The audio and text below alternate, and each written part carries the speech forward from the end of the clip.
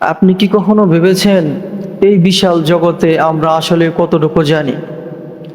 আল্লাহ তাআলা আমাদের জানিয়ে দিয়েছেন জ্ঞান একমাত্র তার কাছ থেকেই আসে। এ ব্যাপারে আল্লাহ তাআলা বলেন, কালু সুবহানাকা লা ইলমা লানা ইল্লা মা আলামতানা ইন্নাকা আনতাল আলিমুল হাকিম। অর্থাৎ, আপনি পবিত্র, আমরা তো কেবল তাই জানি যা আপনি শিখিয়েছেন, নিশ্চয়ই আপনি সর্বজ্ঞ প্রজ্ঞাময়। সূরা বাকারা আয়াত ৩২। আধুনিক ব্যাখ্যা।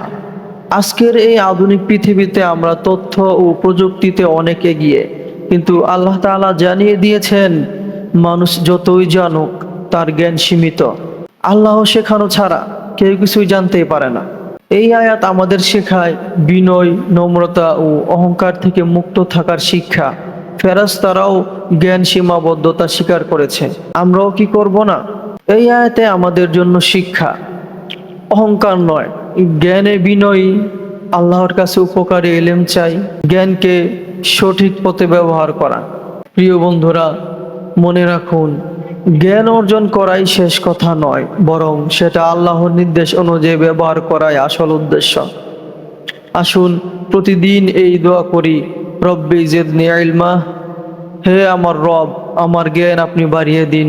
ভিডিওটি ভালো লাগলে অবশ্যই লাইক, কমেন্ট, শেয়ার করতে ভুলবেন না। এই সঠিক বার্তা আপনাদের প্রিয়জনদের কাছে পৌঁছে দিন, যেন সবাই উপকৃত হতে পারে। এই বলে শেষ করছে আজকের ভিডিও। আসসালামু আলাইকুম ওয়া রাহমাতুল্লাহি ওয়া বারাকাতুহু।